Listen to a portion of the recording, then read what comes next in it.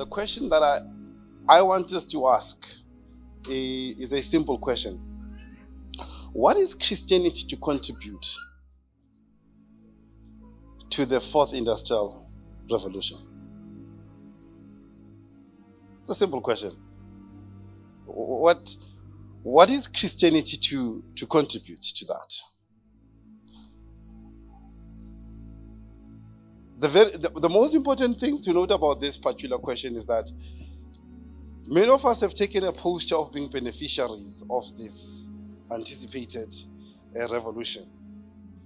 I'm saying let's change the posture and be participants and be contributors. And the question that we need to be asking ourselves sitting in this particular place is, what can we as Christians contribute? What can we contribute? And I'm asking this question precisely because for the most part, Christianity failed, I'm going to use the word failed here, with the intent to carry the meaning of failure to its fullest extent. Failed to be a contributor to the previous revolutions. It failed. And I'm saying that it failed because Christianity, instead of providing what it could provide, Christianity allowed itself to be shaped by the revolutions. So much that it took the image of the revolutions instead of giving image to the revolution. And these were powerful social movements, social upheavals. But because Christians, both as individuals and as institutions, they were not clear about their identity, they allowed social changes to change them to be what the social changes required. And today I'm going to argue that we need to take a different posture. We need to take a Christian posture. Look, some of you might say, look, I've just made very damning submissions about Christianity. I may need to justify them. So when modernity happens in Europe, right? So the beginning of modernity in Europe, academics place it in 1543. They located specifically studied in Portugal. So they located. By the time it came to Africa, it came clothed with nothing but exploitation. It came clothed with nothing but racism. It came clothed with nothing but cultural degradation of other people. And what we call that? Colonization. At the heart of pushing the modernity of Europe in Africa was not only the economical side, was the cultural side and the spiritual side. Missionaries became representatives of racism. They become representatives of undermining a whole continent of a people. If you want to see the consequences of that, look at Africa. Look at Africa. Look at conditions of squalor, poverty that our people live under. And I'm not talking about people who live in places that are, these are places that are naturally rich. But the processes of these revolutions, because they were shaped by evil, the result is what we live with today. So I'm not speaking something that I'm imagining. I'm speaking things that we're living with today. That this revolution that we speak about.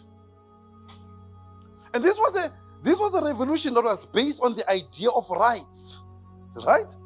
Based on the idea of rights. Based on the idea of rights.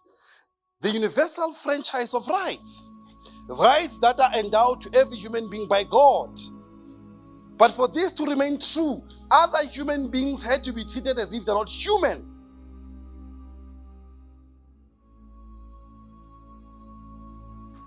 The so-called age of reason, the so-called scientific revolution, And so just a little bit of evidence right there. And the church was implicated in this. When I'm talking about the church, I'm not talking about Adventists, I'm talking about all Christianity was implicated in this. Whole Christianity was implicated in this. Whole Christianity was implicated in this. And now the question that I'm asking, how do we as Christians become contributors to this project? And I'm suggesting that one way to find an answer to that question is by asking a question that Jesus himself asked. John 16 verse 13. John 16 verse 13. So Jesus arrives at a particular place with his disciples, and when he gets there, he asks his disciples a very simple question. The question, paraphrase, is, who is Jesus? That's the question that we're asking. Who's Jesus? So when we ask the question, who is Jesus? The most important question is not how he looks, but the normative package he brings. Merciful, truthful, forgiving, long-suffering, patience. That's who he is. He represents a particular set of values. But what's the most profound thing about this? The values that Jesus represents, they don't speak to a particular culture. They are transcultural.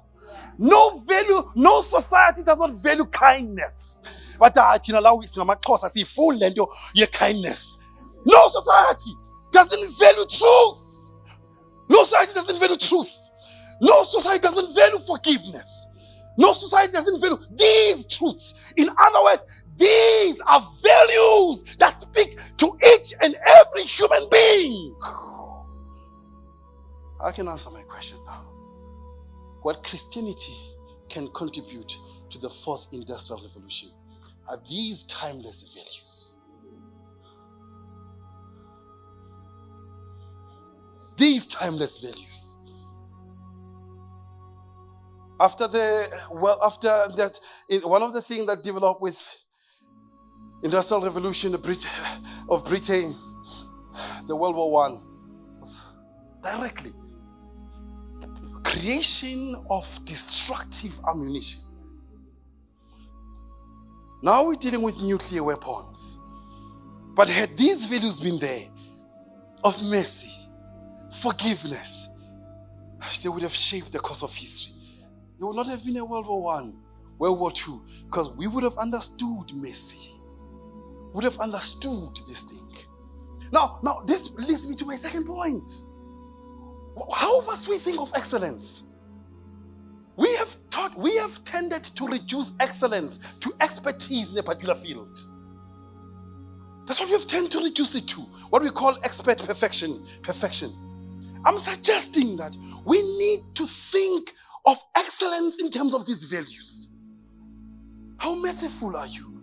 How kind are you?